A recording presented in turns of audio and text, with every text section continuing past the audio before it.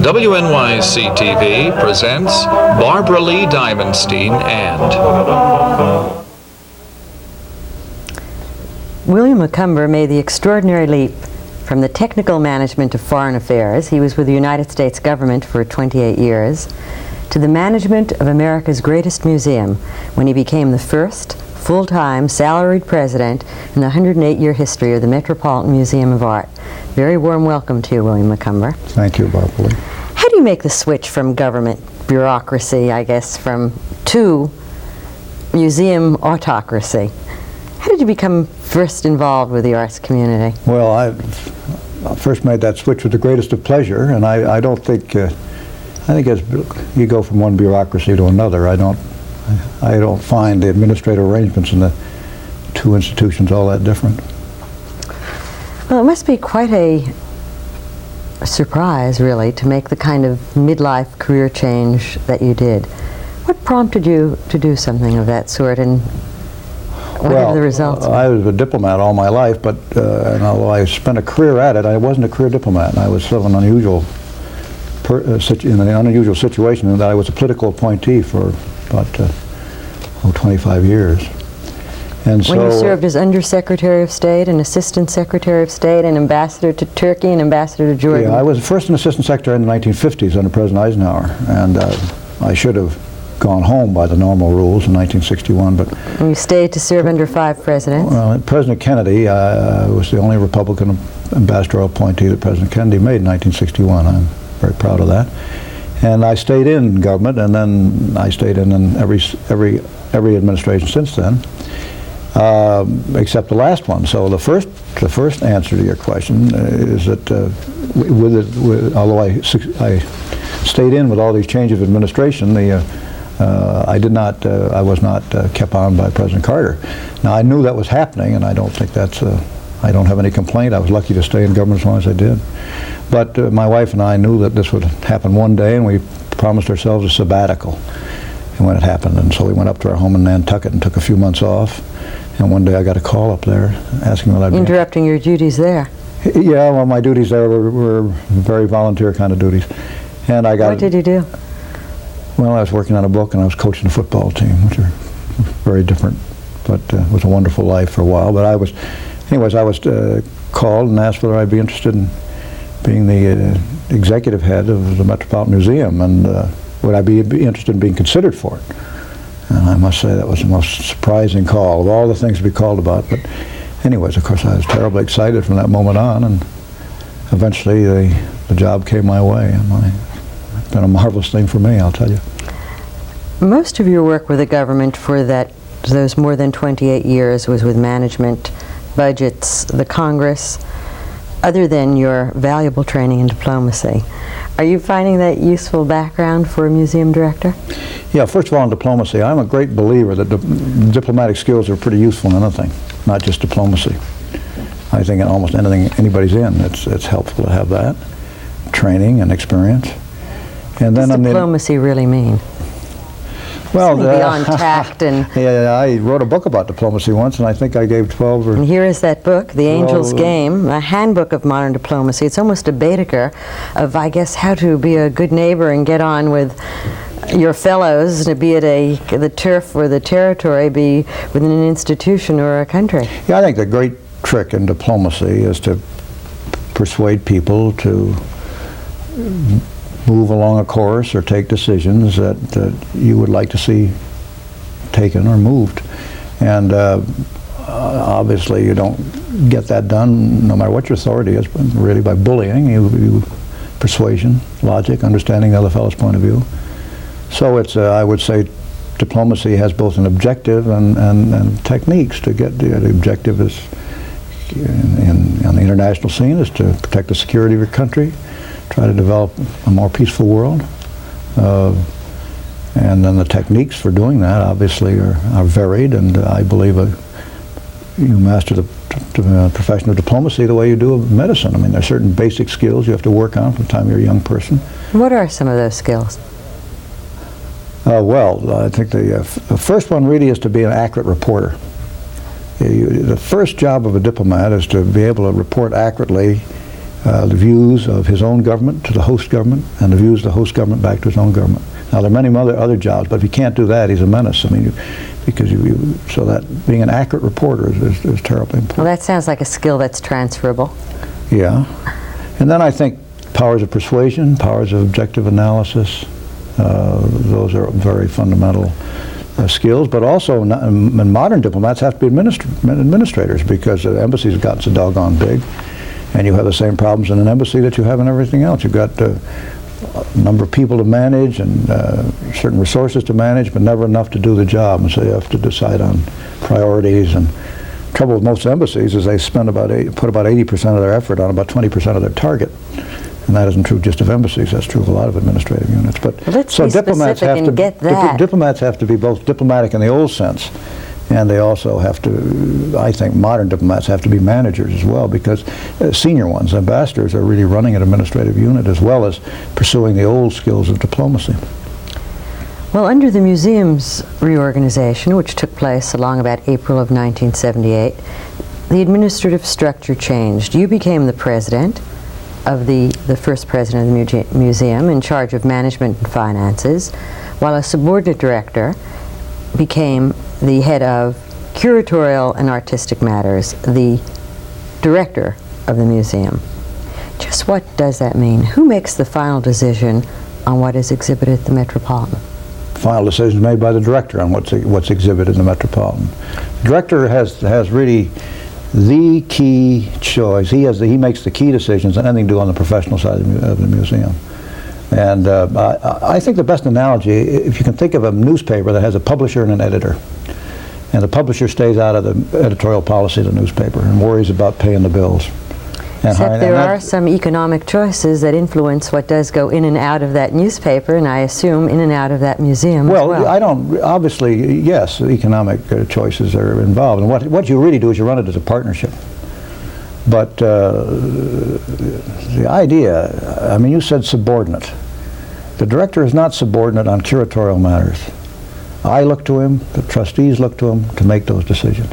And to lead the curatorial staff. By the way, was in the original announcement Is that right? of April 1978. I thought it curious too, and I'm glad that you respond to it. The subordinate, there'll be a subordinate director in charge of curatorial and artistic matters. He's not subordinate on curatorial matters, I'll tell you.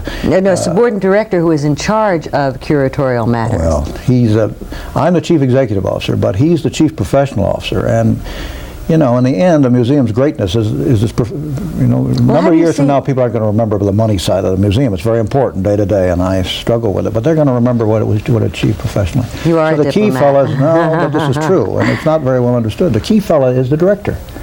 Well, how do you see your role in relationship to the director? I see the whole effort to liberate the director. To free him up from all the harassments that come in on the administrative side. Now, if he has the title chief executive officer, if he's really in that position, they'll all land on him. Enough lands on him anyways. But the idea is to get some of this diversions away from him, so that he can spend all his time working on the professional side. And the objective is not to denigrate the director, but to liberate him and elevate him. And if we can do that, this will be a great success. If we can't, if it turns out that it's a denigration, the director will work. You can't run a great museum or any museum with a director in a denigrated position. But first of all, we got I don't know if you know Philippe de Montevella. He won't be denigrated anday. He's too tough a guy for that. He's How's a great it working fella. out so far? Well, I think it's well, you know, I'm a bad fella to ask, but I think it's terrific. And he's a tough fella. He's awful good. He wouldn't be denigrated anyways. I'll tell you, he's just not that kind of fella.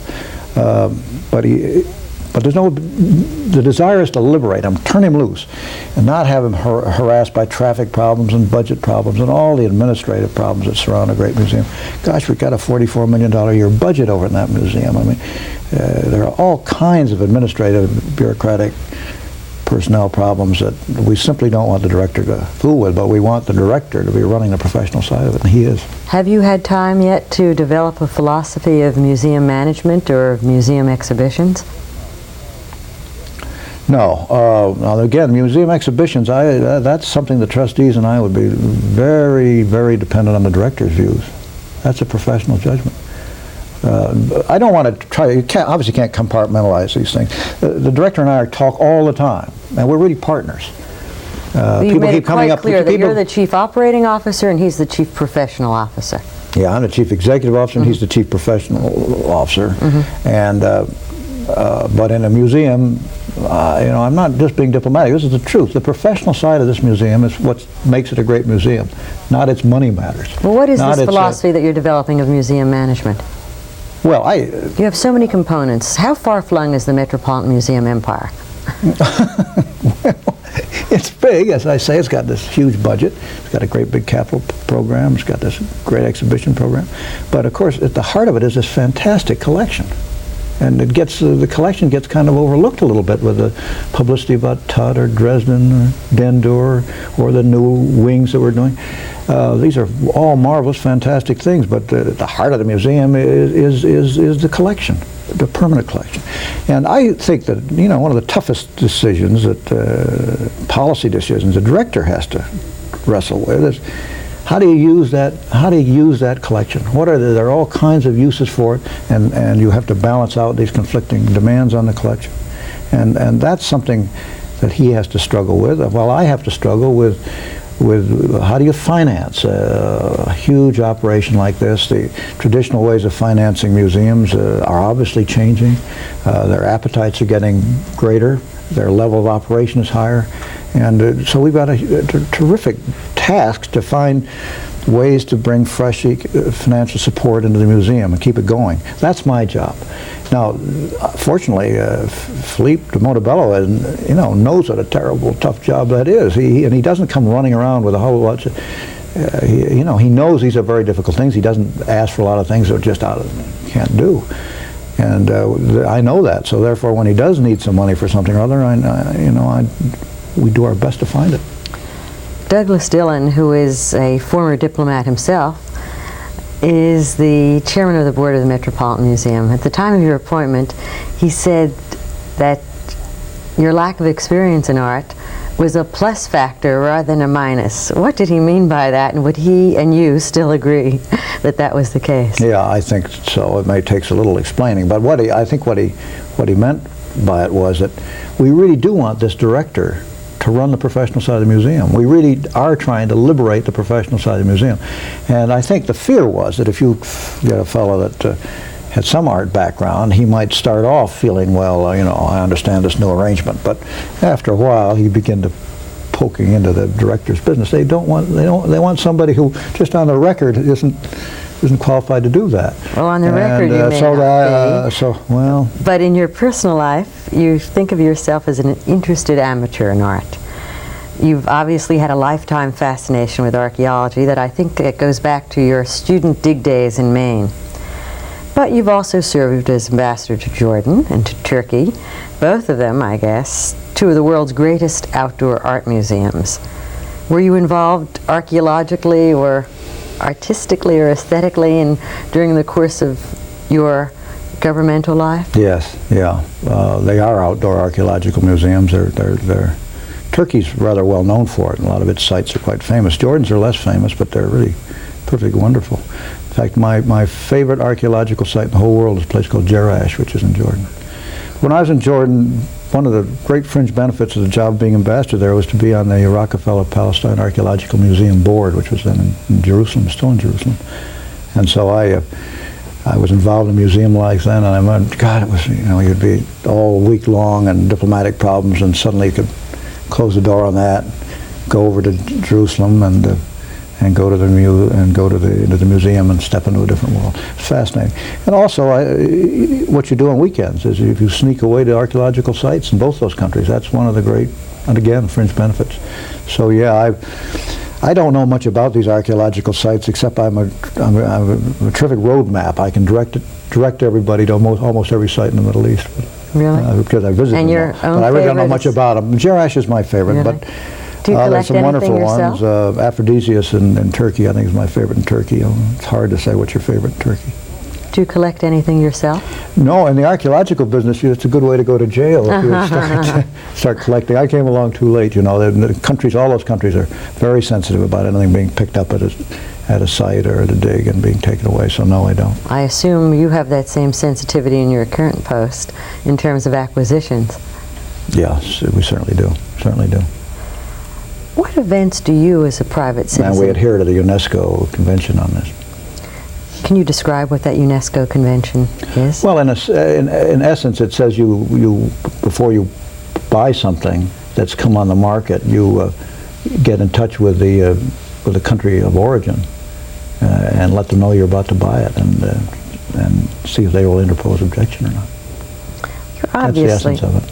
A very amiable, genial peacemaker. I mean, even in this book, you describe your career as early on in life, you decided to devote your life to peacemaking. We've already seen ample manifestation of that, so that perhaps you can give us a full reply to the question about some of the changes that you have in mind for the Metropolitan.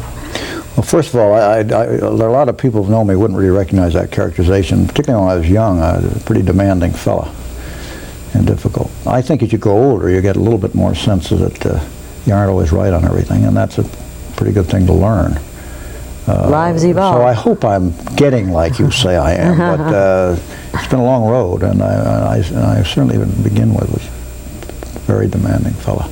Now on your, I was so thrown off by this picture of me that I didn't recognize. That, I forgot I you said. Well, I liked it, but I. Are there any major changes in store for the Metropolitan Museum? Any major changes in store for the Metropolitan Museum? Well, that we as the public the museum is going to get much bigger. How so? By about 50% of its present square footage, it will grow. That's already underway. That's with the new wings open. Can you describe what some of those new wings will be? Well, and what they will house? We've just opened the Sackler wing, and where the Temple of Dendur is, and where the exhibition, where the Sackler Exhibition Hall will be, where Tut will be. So that has just opened. The Egyptian galleries, courtesy of Mrs. Wallace's great generosity, are being redone. In another couple of years, that'll all be done. The Rockefeller wing of African art and pre-Columbian art and island art, that'll open up in another year and a half.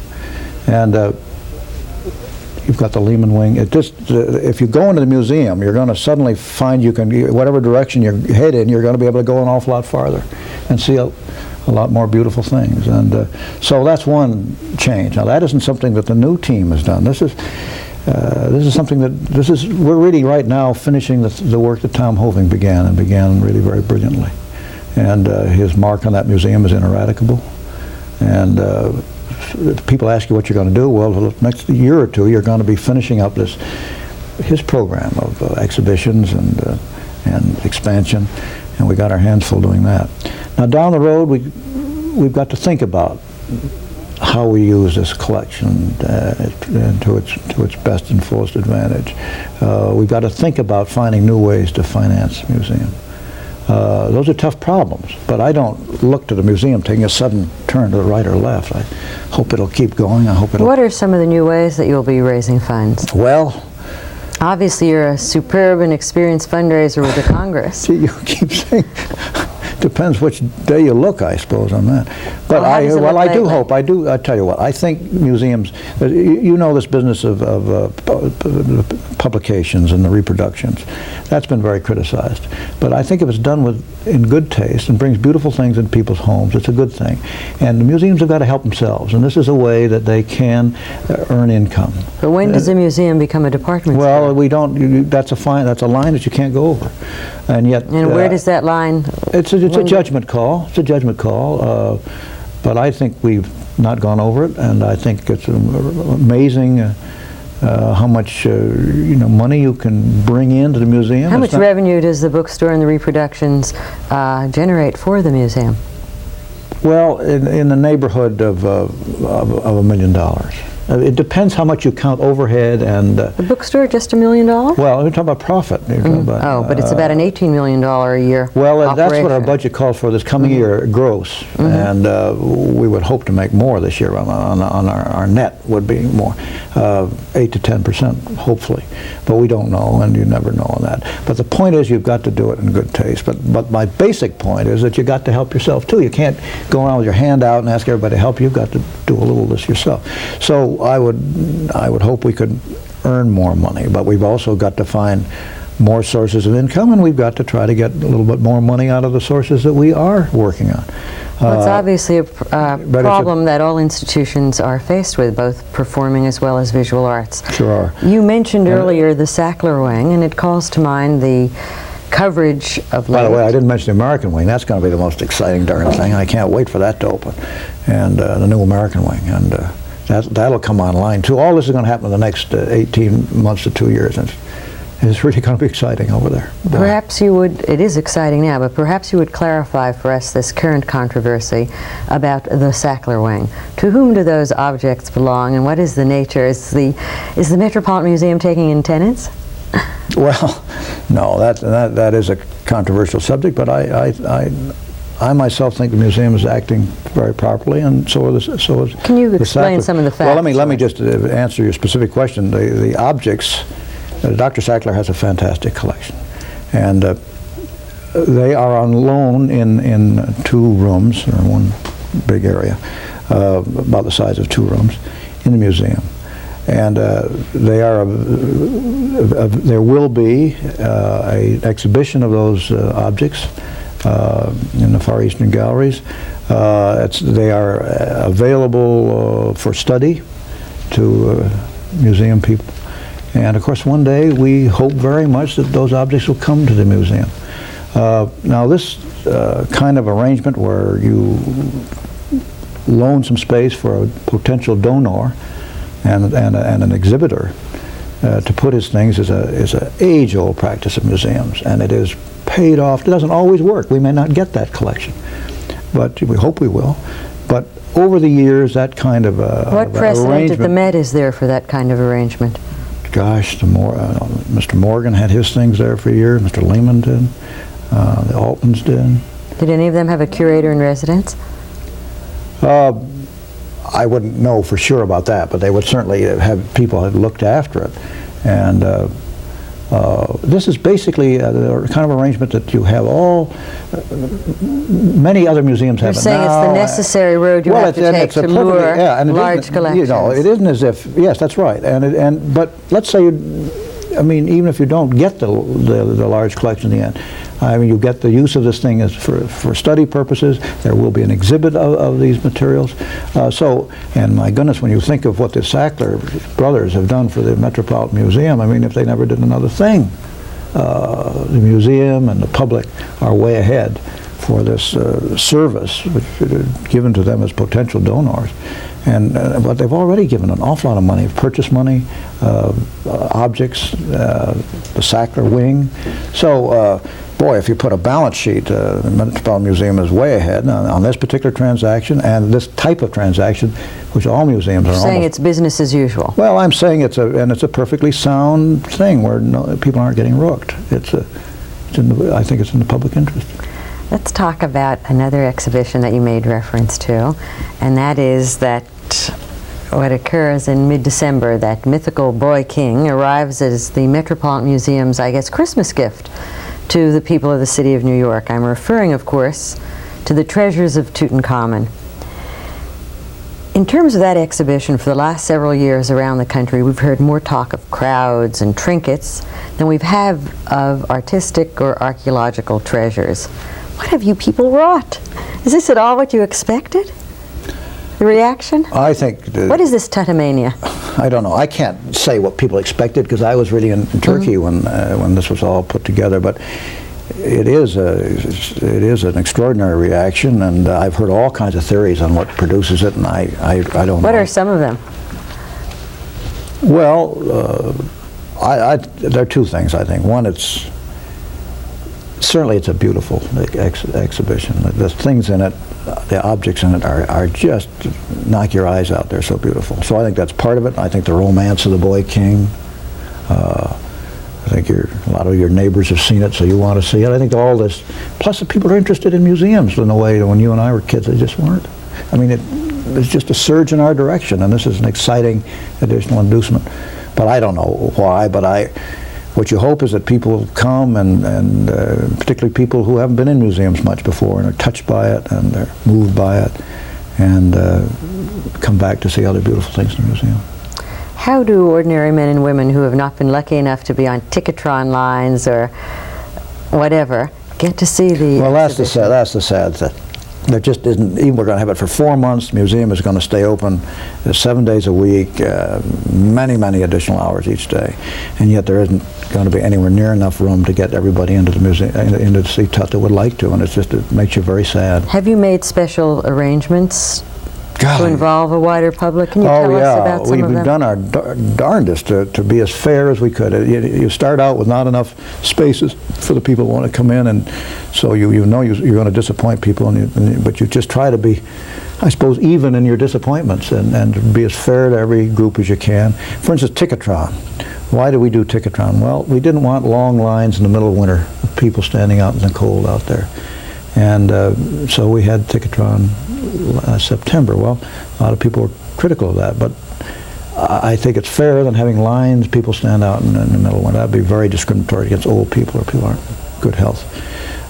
We just Well, a tried line to might be balance all anywhere. our members, you know. We have an obligation to our members, we have an obligation to our public, we have an obligation Who to is your public? people in New York. It's even broader than that now. Don't you We think of it consider as an ourselves, that's international right. museum? Well, I certainly consider it a national museum and an international museum. But the first public is the people of New York. How do you go about involving the widest New York public? Well, one of the problems we had was the newspaper strike was on during when Ticketron was going on. But well, as a matter of fact, with Tut, you don't have to do much to involve people. I mean, the rush to your door is so enormous. But generally, I think the greatest thing is word of mouth.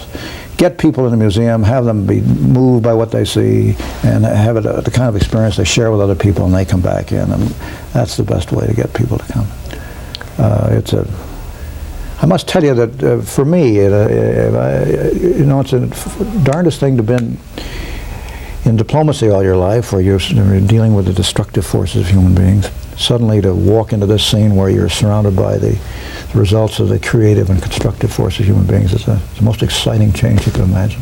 And I just like to get more and more new people into that museum, and maybe they can share some of the feelings I've had about it. Thank you very much, William Macomber, the first president of the Metropolitan Museum of Art, for so generously sharing your feelings with us.